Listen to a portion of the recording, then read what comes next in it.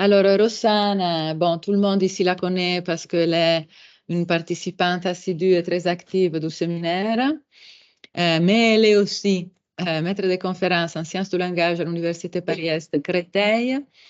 Elle est membre d'un centre important interdisciplinaire entre sciences du langage et communication. C'est le Centre d'études des discours, images, textes, écrits, communication, le CEDITEC. Ses recherches portent sur la relation entre les écrits, les supports, les formats et les pratiques de l'écriture et de l'édition traditionnelle et numérique.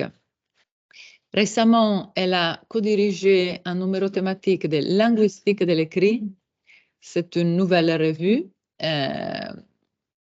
Ce numéro thématique est intitulé Rôle des supports dans l'interprétation des inscriptions graphiques et porte sur les propriétés matérielles des supports d'écriture à travers l'analyse des différents types d'objets écrits.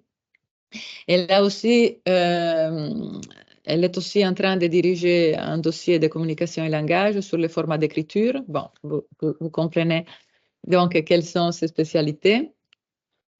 Elle a aussi en 2022, Sherman, co-dirigé l'ouvrage Les écritures confinées, qui offrait à la fois un panorama et une réflexion sur les écrits produits lors d'un confinement mondial extraordinaire.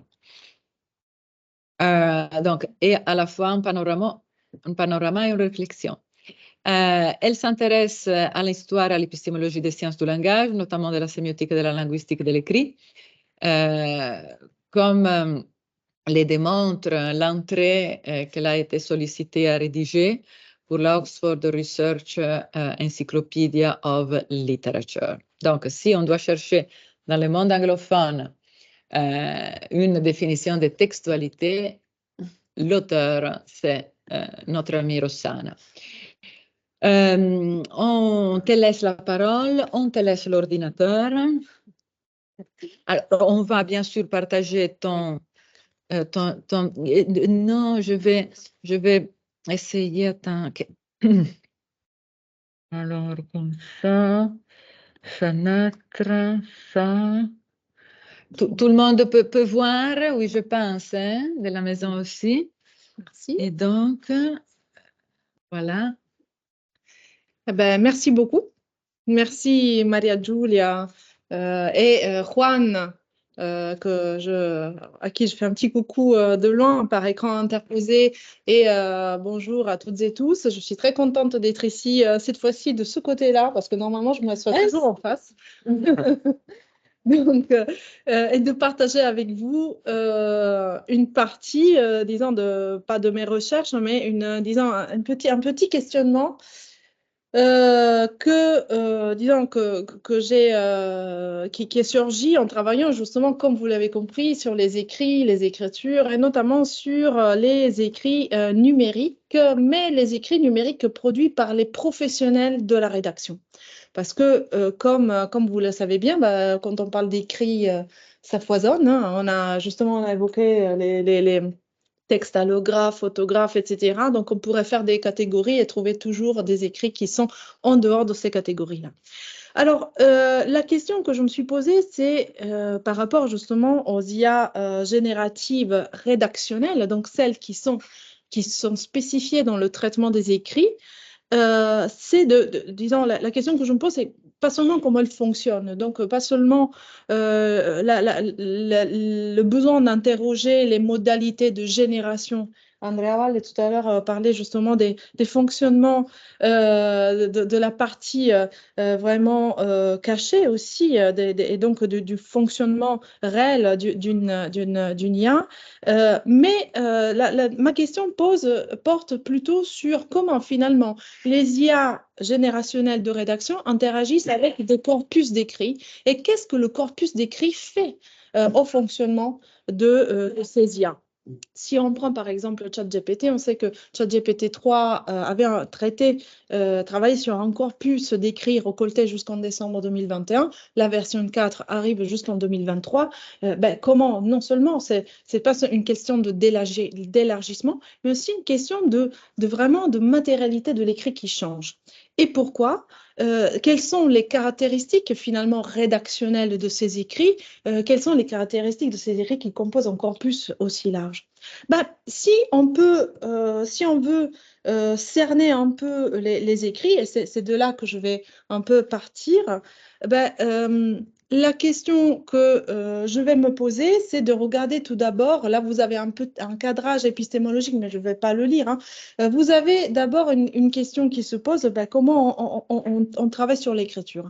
Vous savez bien qu'on peut travailler sur l'écriture comme un système de signes, comme une institution, comme en prenant le signe écrit isolé. Mais moi, je veux travailler sur l'écriture en considérant l'écriture comme une pratique. Donc, c'est ce positionnement-là.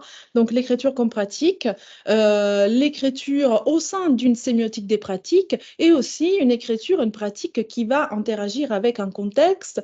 On a tout à l'heure parlé d'environnement, je vais reprendre des termes similaires.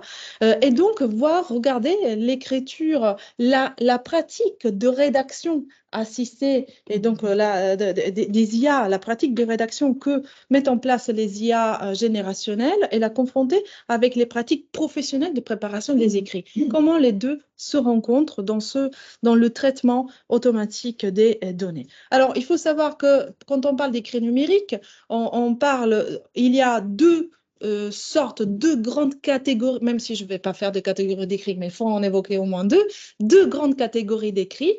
Les écrits processés, c'est-à-dire les écrits qui sont constitués de messages d'erreur, de bugs, qui vont s'afficher au bout d'un moment quand on travaille sur un format différent, quand on n'a pas accès, quand on se trompe, bref, qui sont préparés par les concepteurs des systèmes qui sont derrière. Et après, on a ce qu'on appelle les écrits édités, c'est-à-dire les écrits qui sont produits par des professionnels de l'édition numérique. Et c'est ce genre d'écrit-là que je vais donc prendre en considération. Tiens, mes notes. Alors, quand on parle d'écriture numérique comme pratique, qu'est-ce qu'on entend? J'ai travaillé sur plusieurs pratiques de l'écrit. J'ai eu l'occasion de travailler, de publier ça sur les nouveaux actes sémiotiques, une sorte disons, de regard diachronique sur les écrits numériques. Il faut savoir que comme, disons, c'est un travail de coévolution, les écrits, les formes d'écrit, les modalités de l'écrit, les caractéristiques rédactionnelles de l'écrit changent au fur et à mesure que de nouvelles technologies se rajoutent. Et bien, ça, c'est inévitable parce qu'on est dans un système, une dynamique de coévolution que vous verrez, spoiling, on va retrouver à la fin. Et une chose m'intéresse tout particulièrement aujourd'hui, c'est un aspect de cette pratique qui est celui du référencement. Vous le voyez ici, j'ai proposé, disons, de regarder la pratique d'écriture numérique comme une pratique complexe qui est composée de plusieurs sous-pratiques. Alors, quelles sont ces sous-pratiques?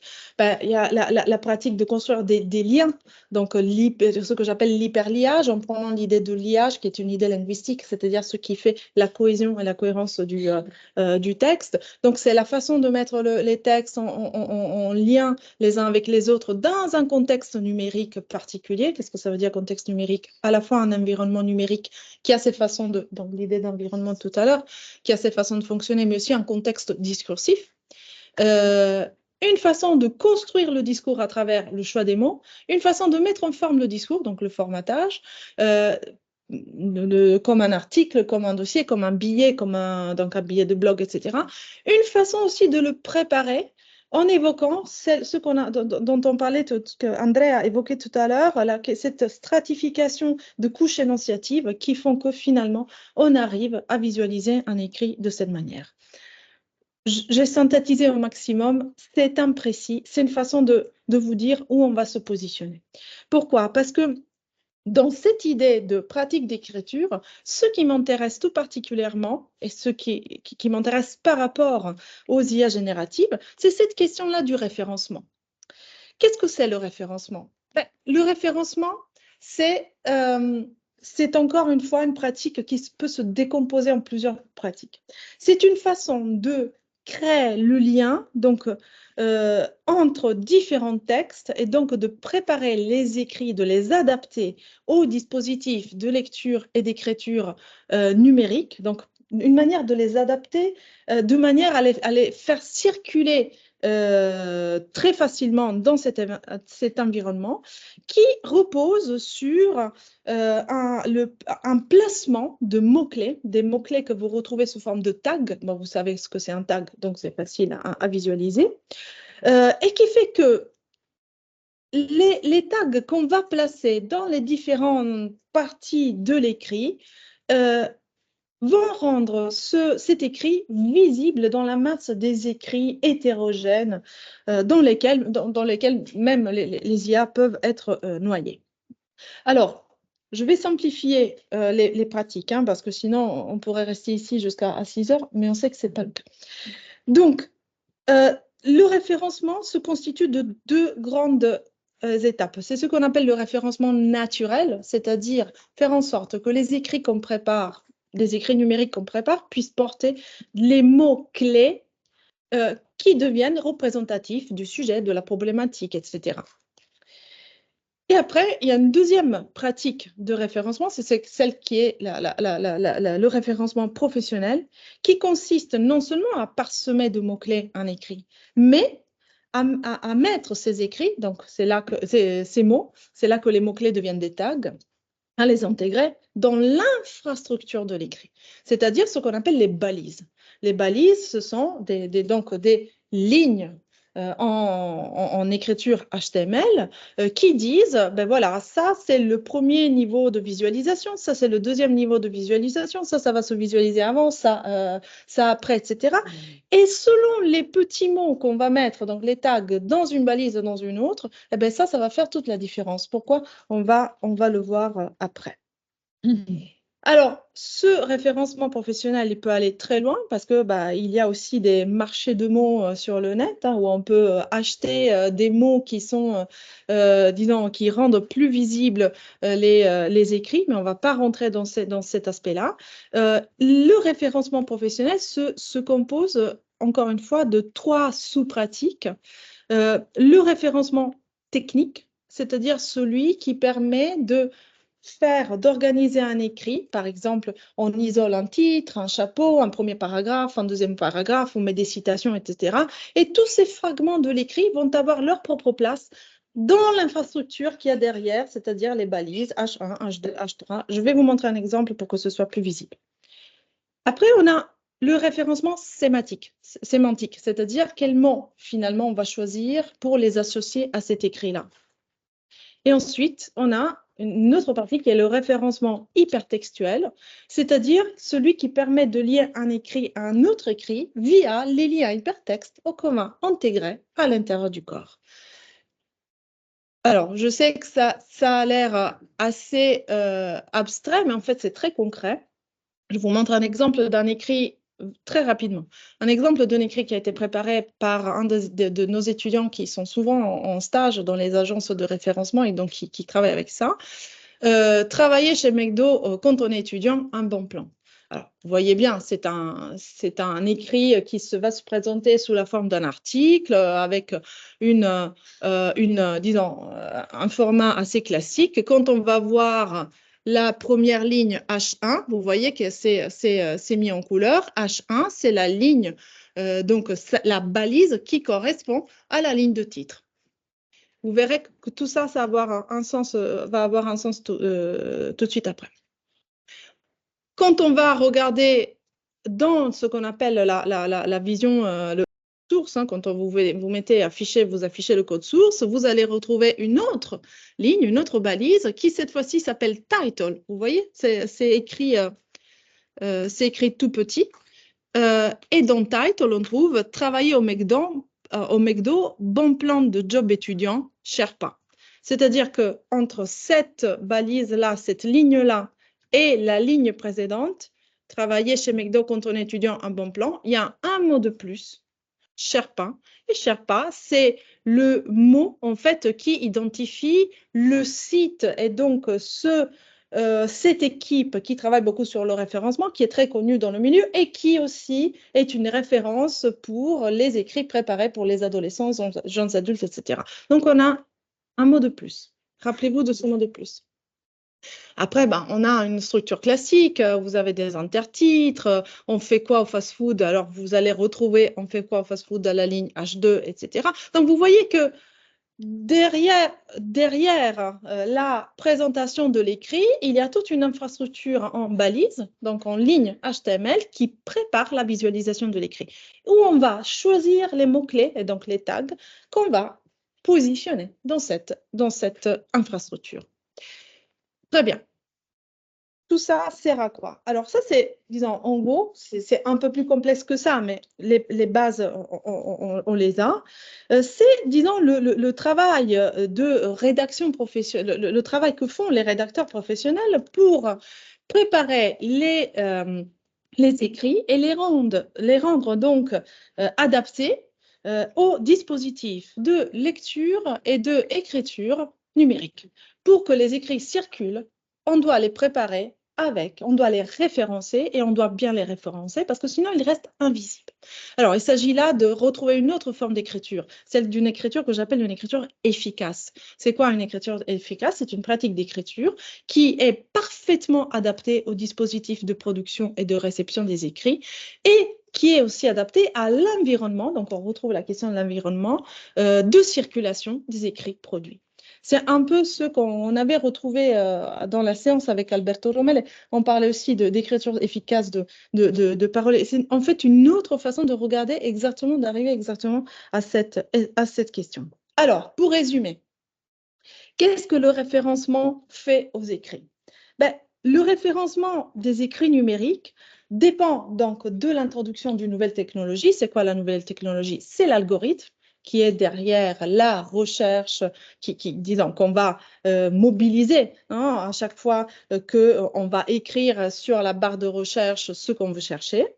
Et donc, ces algorithmes, ils permettent quoi? Ils permettent la recherche de données à grandes échelles à travers une barre d'écriture, qui est notre barre d'interaction, sur laquelle on va inscrire des mots-clés, qui sont les mots-clés, disons, McDo, job, McDo, etc., qui laissent des marques du passage de l'usager. Ces traces deviennent donc des indices de tendance qui sont massivement identifiables et qui permettent donc à leur tour, une fois qu'on va analyser quelles sont donc ces tendances, elles permettent de parsemer de contre-marques les écrits au sein de cet environnement numérique. Cette pratique du référencement produit donc une forme de standardisation des écrits, mais aussi une standardisation des comportements de l'usager. Répond à des exigences, celle de User Experience Writing, qui est une section du design d'expérience numérique, et permet donc à ces écrits d'être parfaitement adaptés aux dispositifs d'écriture et de lecture numérique. Mais deux questions se posent donc quand on réfléchit à ces écrits numériques produits par des professionnels de l'écriture numérique. La première est qu'est-ce que les IA font avec tout ça? Et c'est la raison pour laquelle je les mobilise et je vous les ai présentés en premier. Et aussi, qu'est-ce que veut dire, du point de vue sémiotique, référencer un écrit?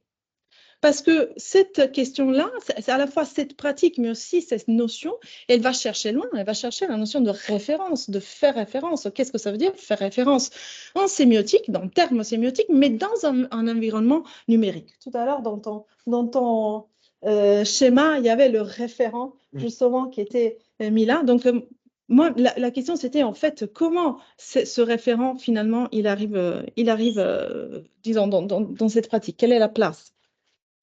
Alors, si on va reprendre une définition sémiotique de référence, on peut la retrouver chez Eco dans Kant et l'ornithorynque. Qu'est-ce que Eco dit? Il dit « Il me semble convenable de limiter la notion de référence au seul cas que l'on pourrait nommer plus proprement des cas de désignation, c'est-à-dire aux énoncés qui mentionnent des individus particuliers, des groupes d'individus, des faits ou des séquences de faits spécifiques, et disons, ces séquences et faits spécifiques dans des temps et des lieux spécifiques. Je m'en tiens à ce principe honor selon lequel nominantur singularia sed universalia significantur. Donc, les termes ou énoncés généraux si on reprend donc la proposition de Eco, dénote des propriétés sémantiques de classe ou de genre, alors que les termes ou énoncés singuliers désignent des individus. Et sur cette différenciation entre dénotation et désignation, je me suis interrogée vraiment par rapport aux IA. Qu'est-ce qui se passe? Pardon, je vous avais mis la référence et j'ai oublié de la montrer, mais c'est pas grave. Qu'est-ce qui se passe quand à une IA, donc là, moi j'ai fait l'essai sur ChatGPT 4 parce que pour ça tout le monde le connaît, tout le monde pourrait faire la même chose. Ouais. Et alors j'ai posé à ChatGPT 4 la question, qui suis-je? Bon voilà. Pour commencer, voilà. Tu te posais la question de me présenter, ben voilà, on va essayer de le faire. Qui suis-je? Prenons, voilà, cet exemple. La signification du pronom « je », qui a une fonction de déictique, donc la fonction de « je » est de désigner quelque chose, prescrit que toute occurrence de ce mot doit désigner son producteur. La déixis, supposons donc un ancrage dans un contexte et dans une partie qui sont partagées entre les interlocuteurs. Et dans ce cas précis, les interlocuteurs, c'est qui? Ben, l'usager et la machine, moi et la machine.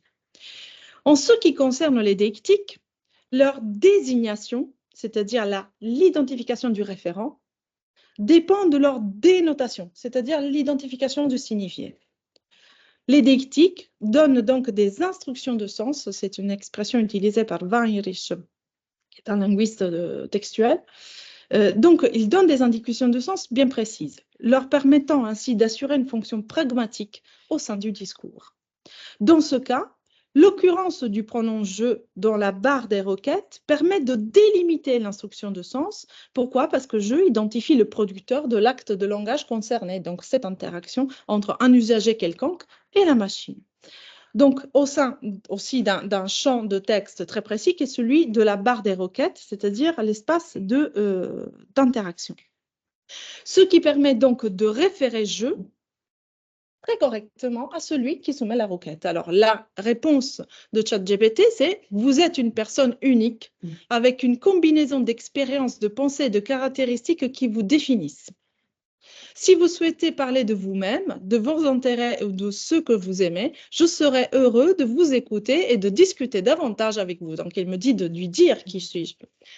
Si vous cherchez des réponses sur votre identité ou une réflexion plus philosophique, n'hésitez pas à partager plus de détails pour que je puisse mieux comprendre comment vous aider. Très bien. L'interlocuteur, donc l'IA générationnelle rédactionnelle en question, me répond au sein d'une interaction langagière entre usager et machine. Et puisque l'introduction du pronom « je » désigne forcément l'usager, ce qui sélectionne comme réponse est une description générale de l'humain en train d'interagir avec une machine. C'est correct. Qu'est-ce que ça veut dire? Ça veut dire qu'ici, la réponse n'est pas seulement acceptable, mais la réponse, elle repose sur l'identification entre le référent sémantique, et c'est là que je vais introduire des différenciations, c'est-à-dire la fonction linguistique du pronom « je veux dire celui qui fait l'acte de langage, et le référent pragmatique, c'est-à-dire la personne linguistique qui est identifiable par le mot « je », dans ce cas, moi. Dans les deux cas, le référent sémantique, la fonction linguistique de je, et le référent pragmatique, c'est-à-dire la personne linguistique de je, coïncident, il n'y a pas de souci. On accepte la réponse est tout à fait correcte. Et en effet, si on revient à Eco, toujours dans Kant et l'ornithorynque, elle disait « Le problème de la référence ne peut pas être résolu en termes formels, car il a trait aux intentions de celui qui parle et constitue donc un phénomène pragmatique. » Très bien. Donc, la question que je me suis posée, c'est comment finalement les IA génératives, je vais y arriver, rédactionnelles, affrontent le problème de la pragmatique, disons, vont résoudre la question pragmatique.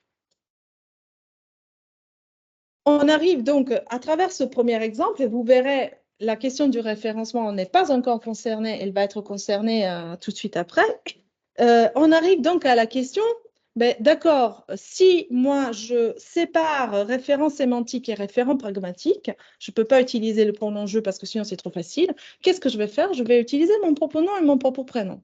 Donc, qui est Rossana De Angelis? L'espace de l'interaction entre la machine et l'usager, donc la barre des requêtes qu'on va saisir, devient donc un espace de négociation pragmatique. En effet, si je demande à savoir qui est X ou Y, je ne fais que poser un terme à rechercher et la machine ne peut que présupposer l'existence de ce terme dans le corpus numérique traité. Le terme en question va donc guider la machine dans la recherche de l'objet correspondant. C'est quoi cet objet correspondant? C'est le référent qu'on a évoqué tout à l'heure. Dans le cas des noms propres, la question de l'identification du référent devient plus compliquée. Si par exemple, je dis citron, la signification d'un terme comme citron réunit des sèmes différents en une seule molécule sémique, c'est-à-dire un ensemble de sèmes tels que fruits, agrumes, acides, jaunes, tous ensemble. Et donc, à chaque fois que je dis citron, j'ai cet ensemble de sèmes qui revient à l'esprit. La signification ne réunit pas, réunit donc des sèmes de manière régulière. Mais si je dis Rossana, la signification de Rossana, ce n'est pas un ensemble de sèmes qui revient régulièrement. Toutes les Rossana ne sont pas italiennes, brunes ou gourmandes comme je le suis. Mais il peut réunir donc des sèmes différents selon les personnes. Bref, qu'est-ce que la question qui est Rossana De Angelis pose quel est le problème qui offre, en fait, qui soumet à l'IA? Ben, le cas des noms propres et donc de la signification des noms propres, finalement, ne peut pas se distinguer totalement de la référence. C'est ce que John Stuart Mill voulait dire quand il affirmait que les noms propres dénotent mais sans connoter. Mais on ne va pas, disons, on ne va pas trop loin. Je reprends encore une fois Eco. Qu'est-ce que Eco dit? Il dit « se référer », toujours dans le Kant et l'ornithorynque, « se référer est une action que l'élocuteur accomplisse sur la base d'une négociation. » Ben, on a la barre de recherche, la barre des requêtes. Donc, sur la barre de requêtes, c'est notre espace de négociation. Donc, c'est notre espace pragmatique. L'acte de référence accompli en employant le terme devrait donc pouvoir, en principe, n'avoir affaire ni à la connaissance du signifié du terme, ni à l'existence ou la non-existence du référent avec lequel il n'entretient aucun rapport causal. Mais là, il faut mettre un astérisque. Pourquoi? Parce qu'on verra les exemples tout de suite après et on verra qu'en fait, cette relation causale, elle va être restaurée dans un environnement numérique. Et de plus, il dit que quand il n'y a pas de désignation définissable comme rigide, comme par exemple dans le cas d'un nom propre, et donc qui ne s'appuie pas sur une description, une étiquette. C'est quoi cette étiquette dans un environnement numérique? C'est les tags, qui sont vraiment des étiquettes, littéralement. Il faut négocier donc la référence pragmatique. Et que finalement, quatrième aspect qu'il met en avant, c'est qu'en fait, la possibilité de faire référence, donc la relation de déférence se construit à partir d'un contrat référentiel. Donc, le contrat référentiel, c'est encore une fois une négociation que l'usager et la machine vont faire ensemble. Alors, qu'est-ce que ChatGPT 4 me répond à la question qui est Rossana De Angelis? Il dit Rossana De Angelis est une artiste plasticienne italienne. Je suis désolée, Maria Giulia, mais c'est pas ça. Voilà, je suis pas ça. Elle est connue pour ses œuvres qui intègrent divers matériaux et techniques, explorant souvent des thèmes liés à la nature et l'expérience humaine. Les informations spécifiques sur sa carrière, ses expositions et son style artistique peuvent varier, mais elle est reconnue pour sa contribution au monde de l'art contemporain en Italie. Si vous avez besoin de détails plus précis ou de contextes particuliers, n'hésitez pas à me le faire savoir. Mais bien sûr, je vais te demander des références alors. Pourquoi? Parce que, bon, vous avez compris, c'est pas moi. Donc, moi c'est qui? Soit c'est ce que tu as dit au début, ça, c'est ce que dit ChatGPT. Donc, il y a une question qui se pose, c'est-à-dire comment disons, comment cette constitution de la relation de référence se fait à travers les IA génératives. Et c'est là que, à mon avis, ce qui va m'aider, c'est cette différenciation entre un référent sémantique et un référent pragmatique. Pourquoi?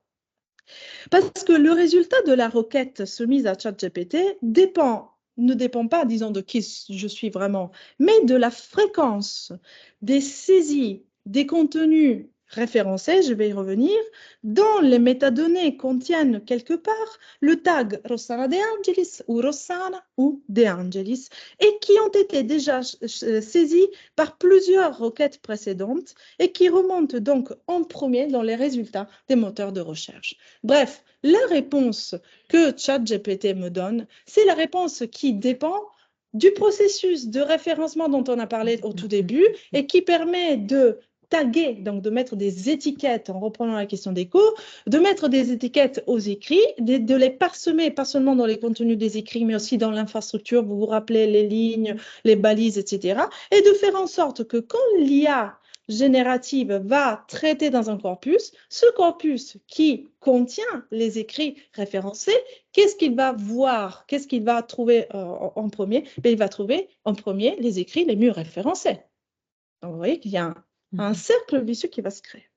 Donc, les contenus qui se présentent en premier ne sont pas forcément les contenus les plus pertinents. Sur cette question de pertinence, on y revient dans la deuxième partie. Mais les contenus les mieux référencés. Le référencement sémantique des écrits se fait donc à deux niveaux. Tout d'abord, les mots-clés qui sont placés dans les lieux textuels stratégiques, on l'a vu tout à l'heure. Deuxièmement, je vais abréger, dans l'infrastructure de l'écrit, donc les balises qui vont par des hiérarchies, vont mettre des choses en avant plutôt que d'autres. Troisièmement, dans le lien qu'on fait entre les différents écrits dans l'environnement numérique, etc., etc. Il y a plusieurs aspects.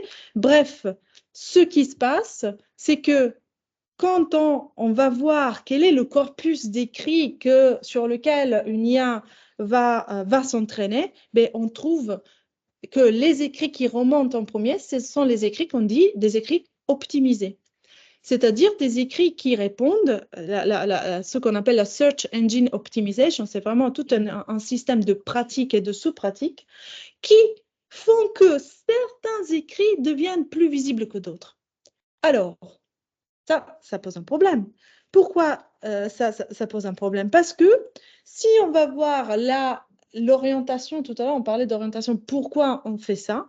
La raison pour laquelle on va adapter, on va optimiser les écrits, c'est pour qu'ils soient plus visibles, c'est pour qu'ils soient identifiés en premier par les algorithmes qui gèrent les moteurs de recherche. Et donc, finalement, les moteurs de recherche vont agir comme des méta-éditeurs qui vont préparer à leur tour les écrits pour qu'ils soient mieux adaptés à ces dispositifs. Donc, vous voyez qu'il y a une sorte de cercle fermé qui va se construire et qui est, disons, qui est guidé par ces écrits leaders, si vous voulez, dans le corpus des écrits traités par ChatGPT. Bien, le tag De Angelis. Moi, je me suis amusée à dire, OK, d'accord, mais on va voir, puisque tu m'as dit, si tu veux encore plus d'informations, on va voir. Le tag De Angelis qui est présent, disons, qui fait partie de la réponse de ChatGPT n'est pas le tag qui me correspond. Pourquoi? Parce que Rossana De Angelis is an Italian artist known, etc., etc. Vous avez vu, c'est pas moi. Alors, qu'est-ce que je fais? Je demande des références, justement, je demande des vérifications. Alors, il y a deux choses qui se passent. Non, je vais... Oui, mais je vais abréger certains aspects. Donc, qu'est-ce qui se passe? Ici, on a une réponse qui montre, en fait, là, c'est la version en anglais, et ça, c'est intéressant. Pourquoi, au bout d'un moment, il change de langue? Moi, je continue à poser des questions en français, mais les réponses commencent à venir en anglais. Alors, il y a deux aspects qui sont intéressants. D'abord, les références qu'il va me donner. Donc, je demande des références et il va me dire, écoute, ben, si tu veux voir tes œuvres, va voir sur Artsy. OK, je vais voir sur Artsy. Donc, je vais voir sur Artsy et De Angelis, c'est un super designer qui fait à la fois des canapés, des tableaux magnifiques. Hein. Moi, je suis admirative. Je ne sais pas si je vais acheter parce que je ne sais pas combien ça coûte, je n'ai pas cherché. Mais quand même, vous voyez bien qu'il y a un vrai De Angelis. Mais ce n'est pas moi. Alors, qu'est-ce qui se passe? Le tag qui a permis de rendre plus visibles ces écrits par rapport à Rossana De Angelis, c'est le tag De Angelis, donc un tag partiel, qui est très bien référencé parce qu'il est référencé dans des sites d'art qui ont intérêt à travailler sur leur référencement pour être beaucoup plus visibles que d'autres sites d'art et donc d'autres galeries, etc., etc. Donc, vous voyez que du lot, ces écrits, ils font quoi? Ils remontent en surface et ils vont dire, écoute, voilà, De Angelis, c'est tout d'abord une artiste, un artiste, je sais, ou une artiste, je ne sais pas. Première chose. Deuxième chose, il y a une chose intéressante, c'est le changement de langue. Pourquoi changement de langue? Pour la simple raison qu'en fait, toutes ces pages sont en anglais. Donc, la langue qui est le plus présente, non seulement dans les métadonnées, mais aussi dans les données, donc de ces écrits, va sélectionner en fait la langue de réponse. Et donc, puisque les éléments les plus visibles sont en anglais, on switch en anglais et l'écrit, disons, prend le dessus.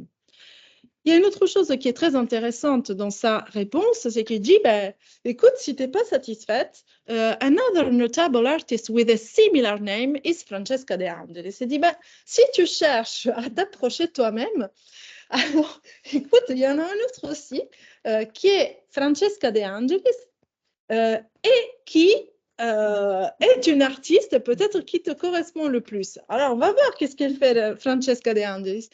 J'y vais et alors, en sachant qu'après, j'ai cherché Rossana De Angelis dans le site de la galerie tout à l'heure, il n'y a pas de correspondance Rossana De Angelis. Donc, on voit bien que c'est un tag, une partie du tag. Francesca De Angelis, effectivement, est une artiste qui fait des choses très intéressantes.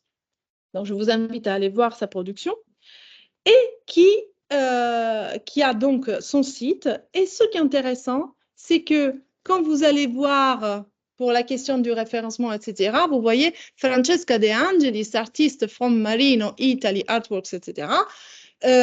Vous avez la séquence Francesca De Angelis qui est présente dans la ligne title, qui n'est pas la ligne du titre, mais c'est la ligne title, c'est celle où une des lignes sur lesquelles les algorithmes vont chercher, c'est-à-dire le titre du contenu. Donc, quand on met un tag dans cette ligne-là, c'est une ligne de recherche prioritaire. Donc, vous voyez bien que c'est normal que le référent sémantique est à peu près là, mais le référent pragmatique, il n'est pas là. Il y a un décalage entre les deux. En d'autres termes, la saisie automatique repose sur l'emploi d'abord de critères sémantiques, imposant une sélection des caractéristiques des termes coprésents dans un même lieu du corpus, et deuxièmement, de critères matériels qui imposent une sélection des caractéristiques numériques de ces saisies. Alors, on arrive ici à une chose que tu as évoquée tout à l'heure, c'est-à-dire que dans ce corpus, qu'est-ce qui se passe? Il y a une identification de régularité. C'est ce que Causerio appelle norme, c'est ce que tu as appelé la semantic interaction, et donc le sémantique, c'est-à-dire l'interaction sémétique qui se réfère à une tendance des êtres vivants à chercher des signes dans des régularités. Mais c'est exactement la même chose qui se passe. Il y a des régularités, ces régularités deviennent signifiantes. C'est ce qu'on fait aussi avec les langues, ça c'est intéressant. Donc, une identification de régularité grâce à l'attestation d'occurrences qui sont très fréquentes, qui font l'objet de saisies automatiques pour l'entraînement, voilà, et donc le traitement des corpus, et qui après sont restituées à travers les saisies prédictives, c'est-à-dire, une fois qu'on a identifié les formes signifiantes qui correspondent à ces régularités, on les restitue dans la réponse. Vous voyez qu'ici, on réintroduit un problème, on réintroduit quelque chose que Eco avait dit justement qui ne n'était pas dans la relation d'identification des références, on a ici une référence qui devient un rapport causal entre un outil de saisie, l'algorithme, et un objet saisi, celui de la forme signifiante.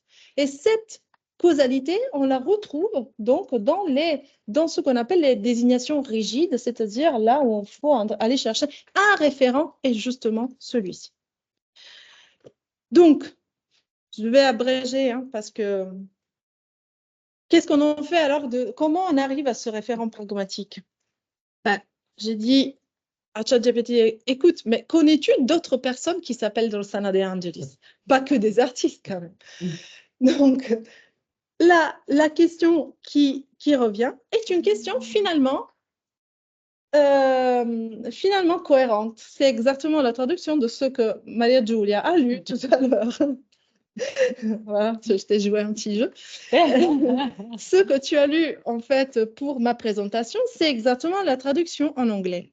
C'est-à-dire, c'est une bibliographie que moi, j'utilise très fréquemment pour qu'elle puisse paraître toujours de la même forme, de la même manière, en français, en italien, en anglais, si vous allez vous les trouver dans les 3 langues, et qui paraît justement dans des sites de colloques, dans des, je sais pas, des documents. Bref, c'est un écrit qui est référencé, parce qu'on retrouve Rossana De Angelis, qui est référencé, mais qui ne revient pas dans les premiers résultats identifiés par les algorithmes qui vont chercher justement les écrits. Alors, qu'est-ce qui se passe? Je vais simplifier, je vais un peu résumer parce que, disons, la dynamique est complexe et il y a plusieurs passages, mais je ne vais pas pouvoir tout expliciter. Ce qui est intéressant, c'est qu'on arrive ici à l'identification d'un référent pragmatique qui correspond. Alors, qu'est-ce que j'ai fait? Je n'ai fait qu'analyser une de ce qu'on appelle une hallucination, c'est-à-dire j'ai pris un cas problématique qui est lié à l'identification, à la description des noms propres, qui n'est pas facile, et j'ai travaillé du point de vue sémiotique, c'est-à-dire par rapport aux notions sémiotiques identifiées, sur ce cas d'hallucination. Qu'est-ce qui se passe? Comment, en fait, on arrive à rétablir la différence entre l'identification entre le phénomène sémantique, donc le référent sémantique et le référent pragmatique. Le référent sémantique, on l'a vu, est le résultat du processus des référencements et donc des écrits qui viennent en avant, qui sont le plus visibles et immédiatement visibles par les algorithmes, on l'a vu tout à l'heure. Mais le référent pragmatique ne dépend pas de ça. Le référent sémantique dépend de cette dynamique-là. Mais le référent pragmatique représente le résultat pertinent de ce processus de référencement. Donc, pour arriver à la coïncidence entre référent sémantique et référent pragmatique, la machine, elle doit faire quoi? Elle doit aller chercher des correspondances moins fréquentes, qui sont plus pertinentes, mais qui ne s'affichent, qui n'arrivent pas en premier. Bref, elle doit remonter ce qu'on appelle les pages des résultats. C'est pas comme ça que ça, mais c'est pour visualiser la dynamique, c'est ça. Effectivement, ce segment s'avère être plus pertinent, mais moins fréquent. Le tag Rossana De Angelis est présent dans les métadonnées des écrits sélectionnés, ne remonte pas dans les premiers résultats obtenus, mais il est quand même quelque part. Et comme le rappelle Eco, et là on retrouve la question classique de la référence, comme le rappelle Eco à propos de la construction de la référence au sein d'une interaction humaine, ce n'est que sur la base d'un grand nombre de négociations et de conventions circonstancielles et intertextuelles que nous savons que ce texte fait référence. C'est exactement ce qui se passe ici. C'est-à-dire qu'à travers cet espace d'interaction, qui est un espace d'interaction pragmatique, qu'est-ce qu'on va faire? On va renégocier la construction de la référence et on va donc tomber sur une référence pertinente. Donc, on va retrouver l'union qu'on avait trouvée au départ avec qui suis-je avec le pronom je, c'est-à-dire la réunion du référent sémantique et du référent pragmatique. Mais tout ça, c'est un résultat de négociation. Dans un espace de négociation qui est celui de l'espace de l'interaction, c'est-à-dire la barre des requêtes, mais qui doit, pour qu'on puisse le comprendre, qui doit tenir en compte de tous les, disons, les présupposés des caractéristiques rédactionnelles des écrits numériques, c'est-à-dire des écrits qui circulent à travers ces dispositifs et qui vont donc constituer le corpus. Il y a une toute dernière chose sur laquelle je vais, et après je vais terminer justement la question, c'est qu'est-ce que ça veut dire finalement pertinent dans ce sens-là? Qu'est-ce que ça veut dire pertinence? Ben, d'un point de vue sémiotique, les pertinences sont les caractéristiques d'un objet qu'un objet présente en fonction de la pratique au sein de laquelle il est saisi ou en fonction de laquelle nous décidons de le saisir. Donc, les pertinences, ce sont les caractéristiques morphologiques des objets qui mieux s'adaptent à être trouvés. Pas seulement à être cherchés, mais à être trouvés. Donc, ça veut dire que la raison pour laquelle la machine arrive à identifier la bonne Rossana De Angelis, c'est qu'en fait, elle va trouver la forme signifiante, donc le segment Rossana De Angelis, dans un tag disons comme tag descriptif d'un écrit qui parle effectivement dans la désignation et dénotation, arrive à se mettre ensemble. Mais ce qui est intéressant, c'est que le processus pour lequel on y arrive, ce n'est pas un processus sémantique, c'est un processus purement matériel. C'est un processus qui fait appel à aux pertinences des écrits numériques retenus au sein de la pratique d'entraînement de l'IA générative rédactionnelle et qui correspondent, qui ont comme objet des formes signifiantes, c'est-à-dire les tags par lesquels, en fait, les écrits sont référencés, c'est-à-dire cette couche du référencement technique.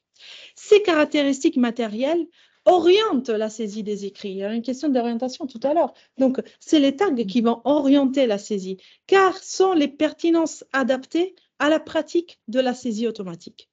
Plus précisément, ces pertinences donc orientent à la fois la pratique d'entraînement sur les écrits déjà produits, mais aussi la pratique de génération de nouveaux écrits à produire. Alors, je vais passer pour des raisons de temps sur toute la question de l'histoire sémiotique de la notion de pertinence, parce qu'elle se décline comme affordance, c'est-à-dire cette idée avoir que les objets ont des morphologies qui se prêtent à être intégrées par ses propres caractéristiques à une pratique, donc une sorte de pratique qui va préfaçonner. Donc, c'est une coévolution de l'objet et de la pratique. Et juste pour dire que les pertinences sont avant tout, la pertinence est avant tout, bien avant d'être une question de sémiologie, est une question de morphologie. C'est-à-dire c'est une forme signifiante qui est issue de la matérialité spécifique du signe numérique, des éléments numériques qu'on va traiter. Et alors, quel est disons, l'enjeu au sein d'une interaction en machine? Ben, au sein d'une interaction en machine, les deux acteurs, donc l'homme ou la machine, recherchent les contraintes et les structures signifiantes dans le contexte partagé, ce corpus qui est traité. Dans le cas des pertinences, les contraintes et les propositions d'usage et d'interaction avec l'usager sont inscrites dans le monde et dans ces objets, ce qui n'exclut pas, bien entendu, la nécessité ou l'utilité d'une compétence de l'usager pour les reconnaître. C'est un propos de Fontani lié à la sémiotique des pratiques. Alors, selon cette approche, l'interaction en machine se présente alors comme la réunion de cette morphologie objectale, c'est-à-dire quelle est la caractéristique des objets numériques qui les rend intéressants du point de vue sémiotique, définie donc par les pertinences des objets numériques avec une interaction pratique qui est définie par les compétences des interlocuteurs. Et donc, l'analyse des pertinences des objets numériques fait ressortir une morphologie purement numérique, ainsi que des possibilités de manipulation de la part du lecteur automatique, du lecteur humain, etc., ce qui mène à produire certaines interprétations plutôt que d'autres. Les deux tâches donc, de l'analyse sémiotique sont alors celles de définir le niveau de pertinence optimale pour analyser l'interaction en machine, mais aussi celle de décrire et de modéliser ces contraintes qui sont propres aux objets soumis à l'analyse. Alors, je conclus tout ça en disant que ces pratiques donc de référencement font émerger une dynamique de coévolution entre les algorithmes qui guident l'activité des moteurs de recherche qui cherchent les contenus à la fois pour les lecteurs humains et les lecteurs machiniques, automatiques, et donc qui font émerger des normes sous forme de régularité, mais aussi que cette coévolution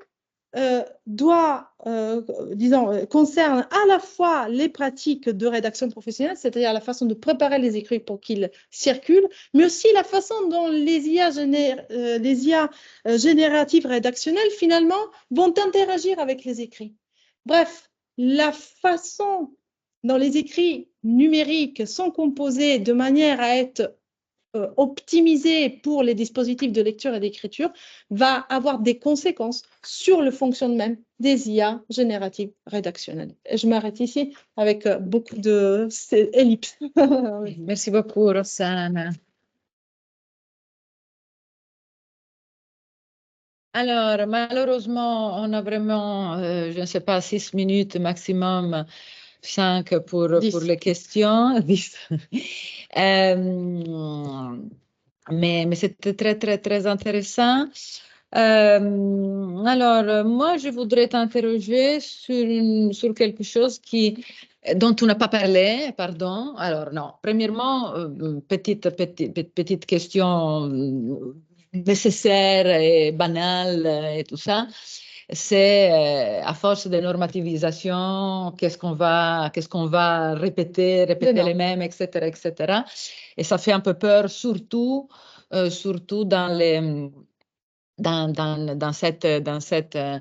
ce cadre de la rédaction des textes professionnels.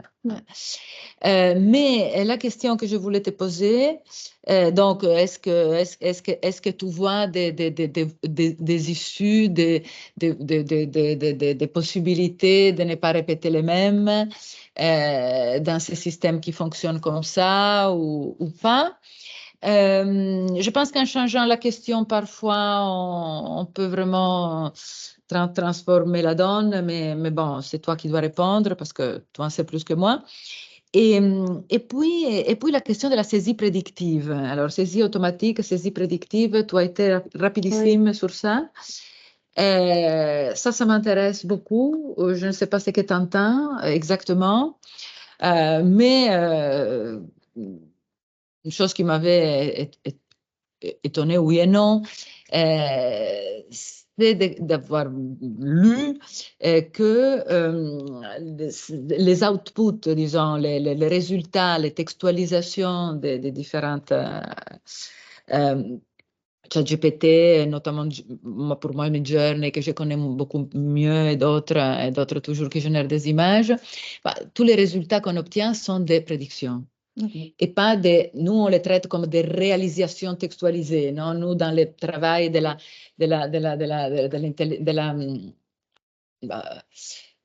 praxis énonciative, on les considère comme quelque chose, mais en effet, techniquement, ce sont des prédictions. Et alors, je voulais un peu t'interroger sur ces deux questions. Une un peu, disons, éthique, que c'est banal, mais hein? Et l'autre, un peu plus sur ça. Alors, oui, il y a deux grandes questions. Personne ne veut. Vous avez fait trop rire parce que moi, je veux qu'elle soit montrée. Non, mais il faut que c'est mon interlocutrice. Mais je pense que ce qui fait foi, c'est plutôt ça, donc je préfère te mettre comme ça. Donc, si la normative... Alors, l'excès de normativisation, oui, mais en même temps, oui, là. Alors, ça revient à cette question des tendances. Quand on a introduit la technologie du hashtag, on a compris ce que c'était une tendance. Mais ce n'est pas la seule question de construire des tendances. C'est-à-dire que la construction de régularité par la distribution des tags et par la mise en avant de certains contenus crée des tendances. Ces tendances qui sont des régularités vont être saisies comme une forme de normalisation. Et donc, ça, je raccroche avec la question de la saisie prédictive. Quand la saisie automatique identifie donc cette tendance, cette régularité, qu'est-ce qu'elle va te reproduire si ce n'est qu'une façon de reproduire cette tendance. Donc, on va la retrouver et bien sûr que les régularités peuvent changer. Parce que ça dépend, quand on fait l'exemple avec les hashtags, on le voit bien ce que ça veut dire. Oui. Mais en même temps, il faut qu'il y ait une masse critique pour que... Non, les contenus peuvent changer quand on demande à Rossana De Angelis, mais les fonctionnements... Les fonctionnements, non, se répètent. Et c'est pour ça que là, il y a une grosse question qui se pose dans les métiers de la rédaction professionnelle. Qu'est-ce qu'on va faire avec les IA? Parce qu'en gros, les IA vont puiser dans disons, un domaine qui a été préparé c'est difficile pour que ça distinguer. Fonctionne de cette manière. Et alors, qu'est-ce qu'il en est, par exemple, des écrits amateurs? C'est-à-dire tous les milliards de blogs, on est, je ne sais plus combien de milliards de blogs, c'est un truc de fou, qui sont, disons, qui sont disséminés par-ci, par-là. Quand on écrit un blog et qu'on ne sait pas utiliser les hashtags et les tags, on n'est pas aussi visible que les autres. Donc, dans la myriade d'écrits amateurs, comment les IA vont travailler? Quelle est la priorité? Quels sont les écrits prioritaires, les écrits non prioritaires, les écrits marginalisés? Donc, c'est vraiment une réelle réflexion sur la... vous l'avez compris parmi les 1000 présentations de moi que je vous ai présentées, que finalement, l'écriture me passionne. Et quand on va voir quels sont les écrits et le tri qu'on fait dans les écrits numériques, il y a des écrits qui fonctionnent et d'autres qui ne fonctionnent pas. Et ceux qui ne fonctionnent pas, qu'est-ce qu'ils nous disent? Parce que d'un côté, il y a la dimension créative, alors la dimension de la littérature numérique, etc. Mais il n'y a pas que ça. Qu'est-ce que les écrits d'amateurs nous disent par rapport au contenu? Et donc, c'est pour ça qu'après, quand on travaille sur les contenus, on ne peut pas ne pas s'interroger sur les formes disons, qui véhiculent ces contenus. C'est-à-dire, est-ce que c'est des tags, est-ce que c'est des hashtags, est-ce que c'est des images, et parce que les dynamiques après, les dynamiques justement de saisie et de circulation ne sont pas les mêmes. Merci beaucoup. Il y a des questions ici dans la salle? Oui, Jean-François, je te voyais, hein, et puis il y a Enzo, et puis il faut clôturer. Hein. Jean-François, je ne vais pas t'écouter.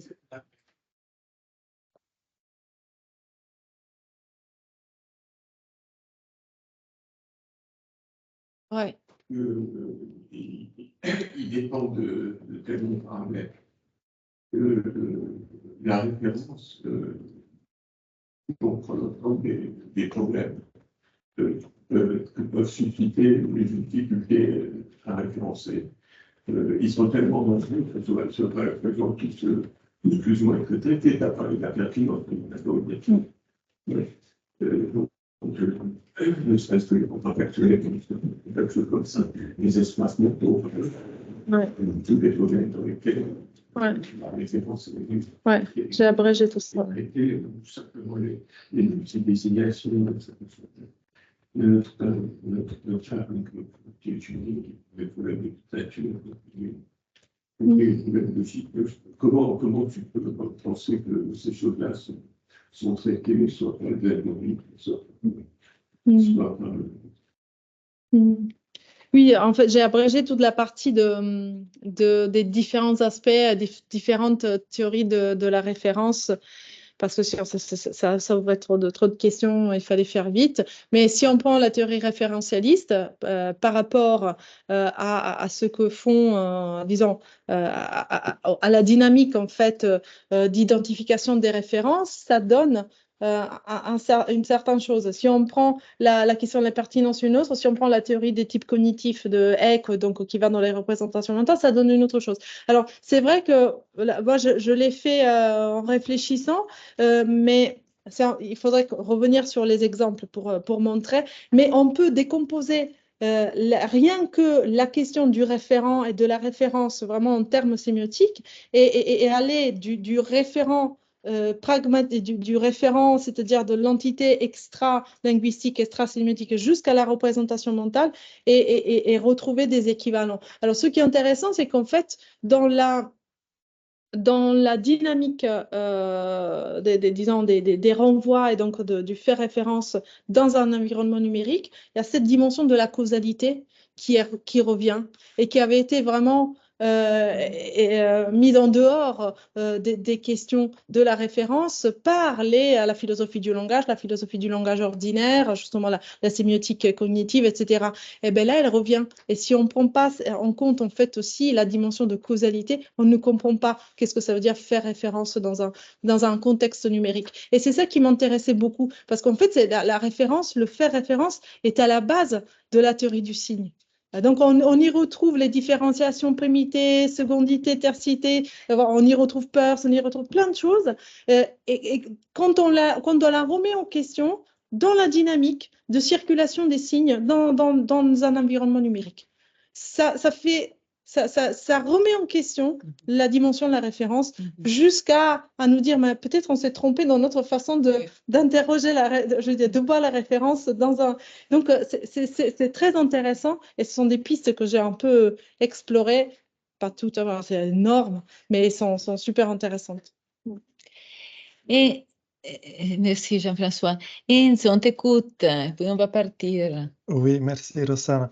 Voilà, j'ai une question par rapport à cette question de la référence. Ton intervention me semble un peu rejoindre l'intervention de Dario Compagno, qui avait un peu opposé la typologie des connaissances des intelligences artificielles génératives, et pas seulement génératives, par rapport à la connaissance des êtres humains, c'est-à-dire que les intelligences artificielles ont une connaissance encyclopédique. Justement, c'est des textes, c'est quelque chose qui existe sur le web ou dans une base de données, tandis que nous, on peut faire référence à des choses qui existent et qui ne sont pas forcément enregistrées dans une encyclopédie.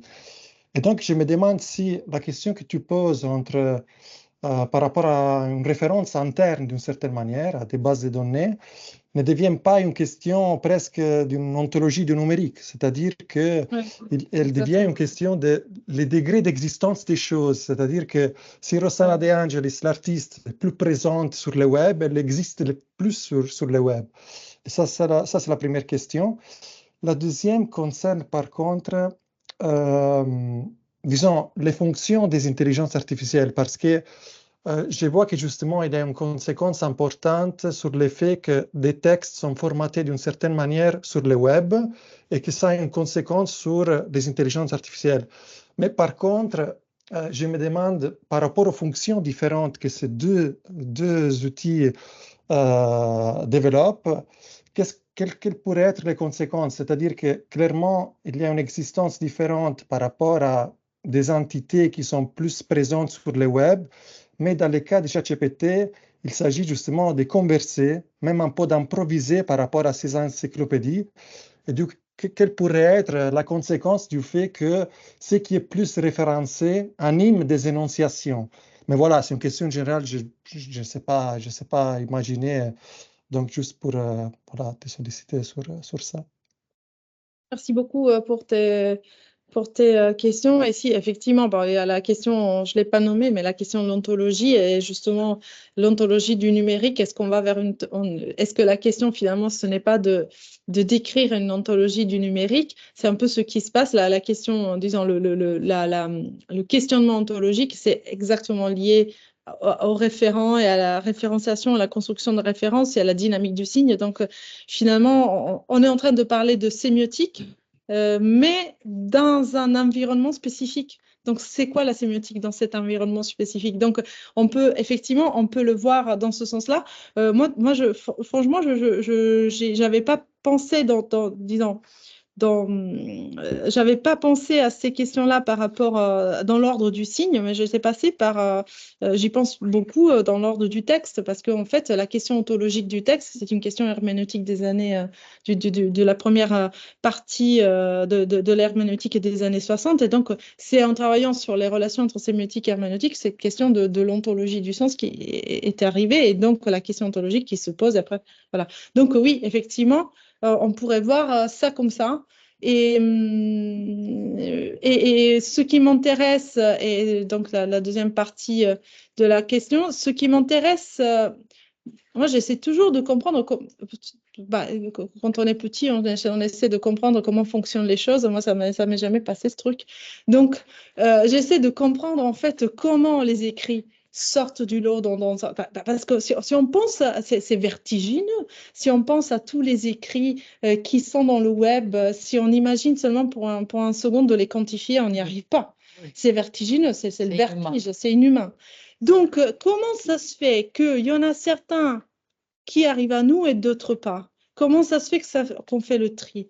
Donc, ça, c'était la question qui me taraudait depuis. Et puisque je travaille dans un contexte où je côtoie les métiers de l'écriture numérique, eh ben, certains aspects, j'ai pu les comprendre. Et donc, pour répondre à ta question, en fait, je trouve que cette façon de préparer, de rédiger les écrits de manière optimisée à un environnement numérique va justement orienter l'énonciation.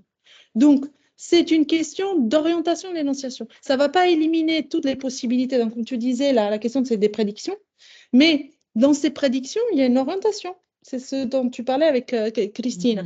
Et en fait, ça va orienter l'énonciation. Après, l'énonciation, c'est une question aussi de négociation. Et donc, cette négociation se fait, etc. Mais il y a une première orientation qui ne nous appartient pas du tout et qui est construite à partir de ces régularités, de ces tendances et comme disons, des rivières de circulation qu'on ne voit pas, mais qui sont après on va regarder le code source, on va afficher les écrits autrement, on va récolter, on fait des indices, on va jouer au policier de l'écrit, là on va retrouver les tags, on va trouver les éléments, on va comprendre, ah oui, je comprends pourquoi celui-ci je le trouve et celui-ci je ne le trouve pas. Donc, ce qui est intéressant pour moi, non seulement pour comprendre les IA, mais c'est vraiment de comprendre cette ère de l'hypergraphie qu'on vit, c'est de comprendre aussi comment on s'en sort. Pardon. Non, non, très très bien. Bravo. Bonne note. Merci. On a eu